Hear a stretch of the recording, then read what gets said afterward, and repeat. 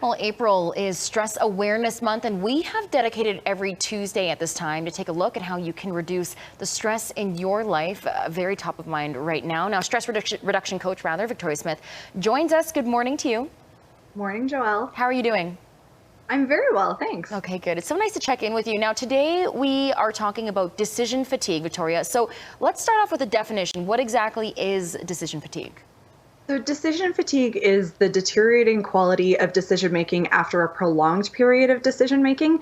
But in sort of layman's terms, I'm pretty sure you probably get to a point during the day where someone asks you what you're going to have for dinner and you're like, I have no idea. I can't make another decision. Like, I'm just fried.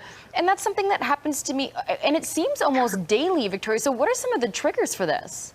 Well, part of it is the immense number of decisions we're making. On average, we're making about 35,000 decisions in a day. And a lot of people think, well, that's not possible.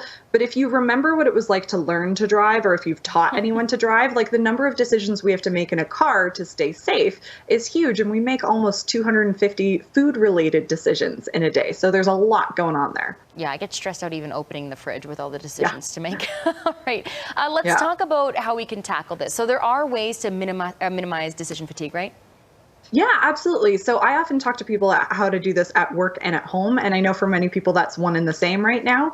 So some of that is meal planning. Some of that is like figuring out a chore chart, like what chores you're going to do on what days. A huge thing that you can do to minimize decisions is actually to turn off the notifications on your phone. Because every time a notification pops up, you have to make a decision about its priority.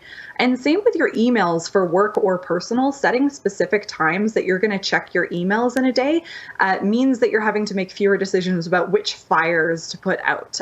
So creating daily routines, systems like that can be very beneficial so that you're not constantly having to make these decisions and rather they're habit-based, if that makes sense. Yeah, absolutely. And one thing I know as a news anchor that I stress about in the morning sometimes, particularly pretty early, is deciding that outfit. So you have recommendations for things even as simple as that?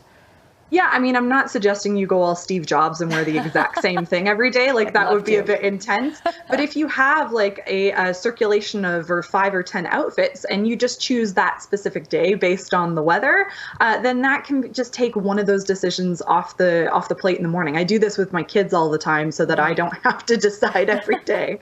Yeah. I like it. It's kind of like a capsule wardrobe, right? And one thing we want to talk about as well, some people like to wake up, they're best at working out in the morning. Well, the same concept applies to decision making.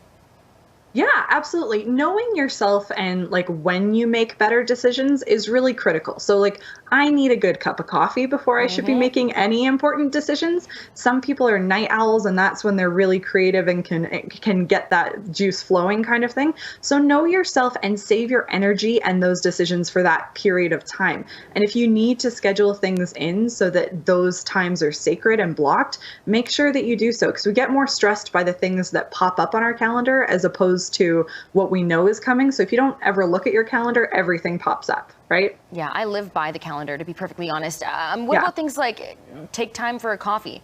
Would you put that in your calendar? If it's something that you're not doing, then I would. If it's something that you're really good at, like it just happens no matter what, then you're fine. But if you're really struggling to fit in certain types of self-care and maybe coffee is that for you, definitely schedule it. Okay, great ideas, Victoria. For more information, they can head to your website. Yeah, I've actually made a cheat sheet of some decision-making quick fixes. So go to stresslessladies.com/CTV. Okay, stresslessladies.com. Sounds good. Thank you so much, Victoria. We'll see you next week. Thank you.